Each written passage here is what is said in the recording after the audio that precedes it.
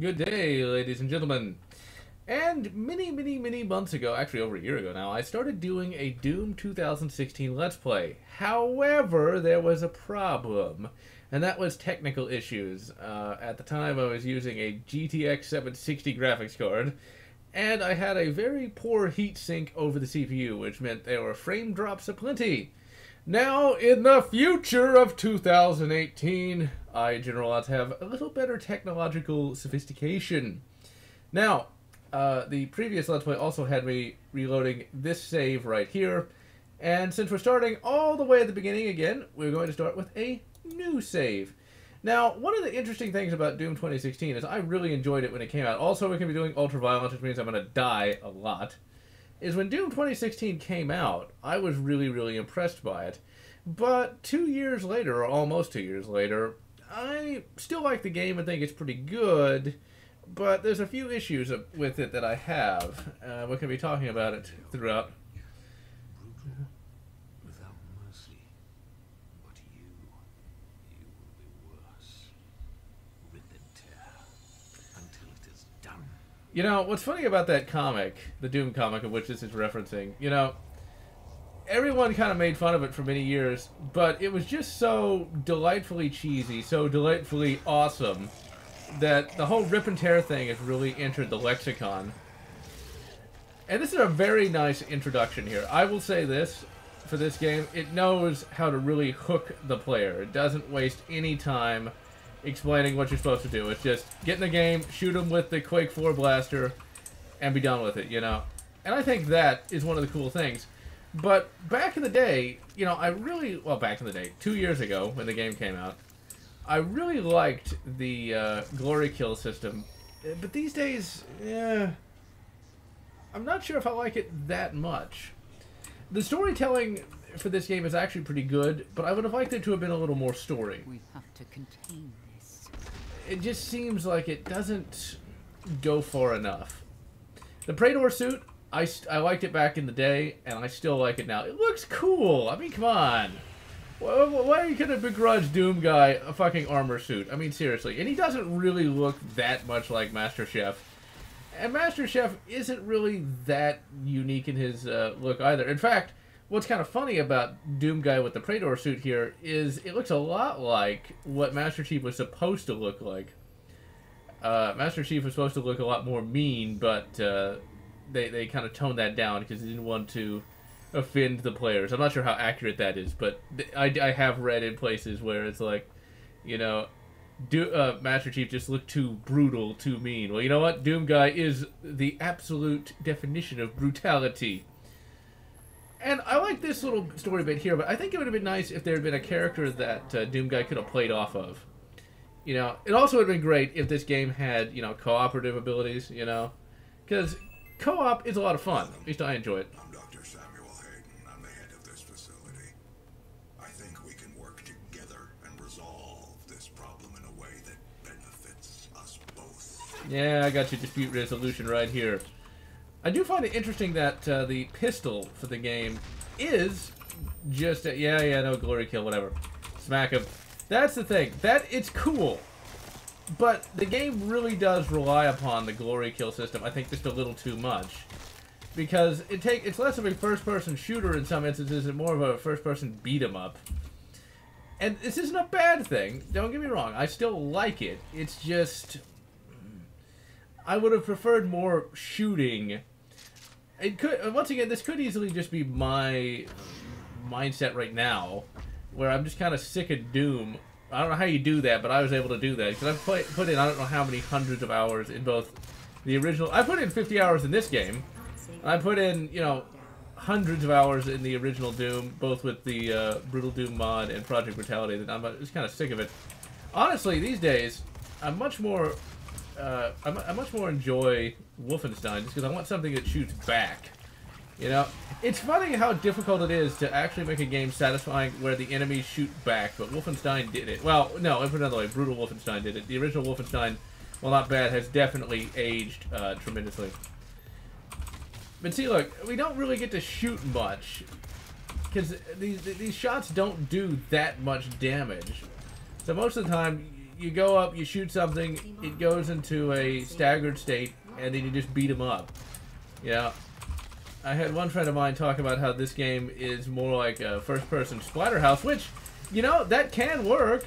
I wouldn't mind that, because I do like me some Splatterhouse, although Splatterhouse 2 is annoyingly difficult. I have a partial Let's Play. What's funny is, I ended up stopping where the AVGN stopped, or James Rolfe stopped, because that game does get really, really aggravating, and I don't know how you play that game without save states.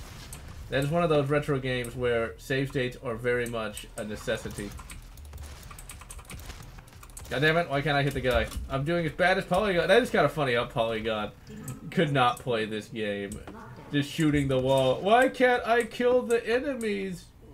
It's the wall. They're coming out of the walls, man. They're coming out of the goddamn walls. It's a very nice looking game. It definitely has much more of a comic book feel to it. Whereas the original Doom was much more of a... It was cheesy, but they went for a much more realistic depiction of hell and a much more realistic depiction of tech bases and things of that nature. It definitely feels like the comic book version of Doom. We would rip and tear everything. This right here, though, is one of my favorite parts of the game. To take full responsibility for the horrible events of the last 24 hours, but you must understand, our interest in their world was purely for the betterment of mankind. He looks at the dead body. Clearly gotten out of hand now, yes. But it was worth the risk, I assure you.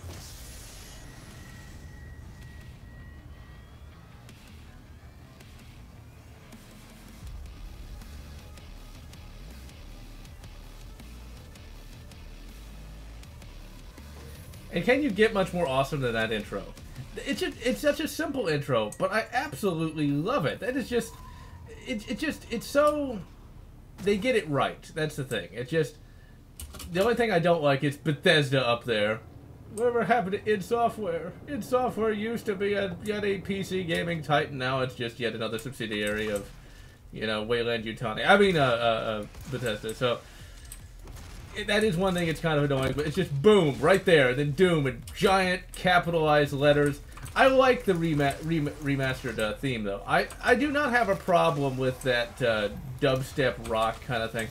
I know that some people do have a problem with that. It's like, why can't it just be bass heavy metal? And you know what? I don't know if it would have been better or worse. Well, it wouldn't be worse. I don't know how much better it would have been if it had just been traditional heavy metal.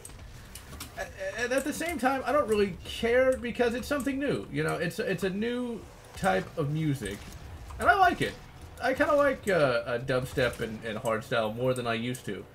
Back in the day, I would have been like, "It is terrible." Now, you know, I've gotten a little older, a little milder, a little more mellowed out to where I can appreciate this new music. Why do we need all these new bands? It's kind of cool. It's something different. At least they're trying to be, at the very least, a little bit creative. So I don't have a problem with that. I don't have a problem with the soundtrack at all.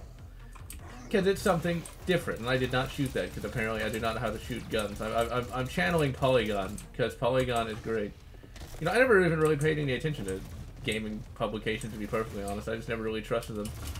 I just like to know what's coming out, and even then I never really paid that much attention to it. Just because, like, right now, I can think of no game coming out other than Dark Souls Remastered, which, you know, Dark Souls Remastered, let's be reasonable, it's just Dark Souls 1, but remastered. It's not anything new. I still feel like that's the best game in the Dark Souls series. It just got everything right. I do intend to do a Let's Play of that. I've already done a Let's Play of Dark Souls, you know, Prepare to Die Edition. The problem is, I didn't really like it that much. I felt it was cringy, so it was removed from the channel. There's a couple of Let's Plays like that I've just straight up removed. What can I say? I'm very, I am my own harshest critic. That's the thing. And give me that blue key. The old key cards. Yeah, that's... On the one hand, I like the old style collect the keys and everything, because that allows you to have maximal gameplay. However, I've always been a big story fan, and I still would have liked there to have been a character that Doom Guy here could have played off of, you know, and it would also work for cooperative as well. You know, that way he has somebody to just... I like silent protagonists well enough, and they did a good job with Doom Guy here, but I think it would have been more memorable. Because just beating a control panel, while memorable, is not going to be as memorable if you had, like, a really good acting performance from, you know, say, Michael Ironside as Doom Guy. I picture Michael Ironside as Doom Guy just because when you think of Doom Guy, you think of a guy with a really gravelly voice, you know. It's time to rip, and it's time to tear. Something along those lines. And Michael Ironside, I think, would have turned in a pretty good performance. I think in many instances, we happen to remember the more dramatic performances more than just he punched a control panel. And so if they could have had like a really good script and kept the gameplay, I think it would have actually been even more memorable. Yeah, you get Michael Ironside up there, and he's like really emoting. He's like really pissed off at the demons, and then, you know, then you can get back to shooting. A lot of those FPSs that I remember the most had really good performances. Like hell, you know, you got the Dark Forces series, for example. Let's see. I want to get environment. This was a really good move for them. Having a little bit of upgradability really does make the gameplay that much more satisfying. It gives you reason and context for what it is you're doing, versus just I run forward and shoot enemy and punch him in face. See, we're not doing that much shooting. We're shooting him once, and it's not an outright kill. You then gotta punch him. That I think is both the game's strength and flaw at the same time. It's less of a first-person shooter in some instances and more of a first-person beat 'em up, because you do a lot of beating, and a lot of upping. So it's good and also not good at the same time. It'd be nice if I could just shoot him once and he died. But I think this is one of the aspects of Doom that I guess I'm just personally kind of sick of. Is I'd like it if the imps could actually shoot a little more accurately and like take cover and stuff like that. I know, like cover-based shooting, but I'm thinking like a Wolfenstein kind of thing. I don't know, maybe I'm just really in the mood for a Wolfenstein and drop kill. Wolfenstein kind of mood. But I think that might have made the gameplay a little bit better as well. But then again, Doom has always been about running forward and shooting a lot. But the developers of this game really did put in a lot of good elements to it. This isn't... Honestly, I find a lot of these upgrades just don't really matter all that much in terms of gameplay, at least for me. And I do not know why there's these little lines showing up here. That is a weird graphical glitch. Let's see, where was I? But Doom has always been about running forward and shooting, and I guess I'm just not as much a mood for that as I once was. But then again, that's both it. I think that's one of the trade-offs, though. It's like you want a really fast-paced shooter, but at the same time, it can get a little tedious if all you do is run forward, punch, or run forward and shoot. Now, Brutal Doom and all those other mods do reward more patient gameplay, which is good. Now, one thing I don't like about ultra-violence in some instances is just sometimes you can die cheaply, and since there is no quick save option, because of course there can't be a quick save option, you kind of run into the problem of if you fuck up once, you have to go all the way back, and that can get really tedious. Now, as you can imagine, we're playing the PC version here, but from what I've seen, the Nintendo Switch version actually looks pretty good. I'm surprised they were able to get this on there. As I've said in a number of live streams, if ever I was going to get a game console, I would totally buy the Nintendo Switch. I think Nintendo really have done something quite amazing with that particular console. It's the modern era. Everything has to be always online, always updating, but with Nintendo, all you got to do... See, look at how much damage that basic guy did to me. That just seems kind of stupid. But with Nintendo, all you got to do... Put game. It's like, see, I should not have died there. It just that just annoys the crap out of me. But like, with Nintendo, you know, you pop game in, game work. It's like, what a concept, right? Instead of put game in, you have to download day one DLC. The console has to update, and maybe, you know, half an hour later you finally get to play. You know, that was the whole thing about consoles. Back in the day was, you know, you put the game in and it works, you know, that way you don't have to worry about configurations, You don't have to wait. It's just instant gratification. You get to play the game. I don't really mind dying because I think that allows me to get... Is this the one? No, it's not. I thought it was. I couldn't... I can't ever remember where that fist bump was. If that had been the fist bump one, it would have been totally worth it. And shoot him. Oh, I think we got a double kill. But just put game in, play game. You know, it's like with the old Super Nintendo. You pop the cartridge in, and you can play it. I have played, and do own, the original Super Nintendo Doom. I think I got that for like $10 back when retro gaming wasn't a thing yet. It's like, old games, who wants to play those? It actually reminds me of a particularly hilarious memory of mine. This is over a decade ago now, almost. Wow, it's over 15 years ago now. When I was still, I think I was like 12 at the time, my mother and I went to this game store that sadly no longer exists. It's a massage parlor now. And they had a bunch of classic games. Well, I was going to say they had a bunch of classic games, but at the time it wouldn't have been classic. Ultimately, I ended up getting a copy of The World Is Not Enough, which is a pretty underrated N64 first-person shooter. Everyone always talks about GoldenEye. GoldenEye's great, but The World Is Not Enough wasn't bad. I totally meant to do that, by the way. It wasn't bad. It was actually a lot of fun. Just people don't really like it for whatever reason. But ultimately, one of the people in there asked me, like, no, my mother jokingly said I wanted to get Sonic the Hedgehog. I was like, no, I don't want to play that. It's like, wow. That's like when you're 12 years old and it's like, it's kid stuff, you know? Give me the health, give me the health. Like, Sonic the Hedgehog is kid stuff. Now, I'm, 28 years old. At least as of this recording. And it's like, I fucking love Sonic. In fact, what's funny is, at a different game store that thankfully still exists, I fucking bought a boxed copy of Sonic, and I didn't feel bad about it at all. I still need to get Sonic 2 and 3 for the Genesis. I have the first one, I still have not acquired the other two.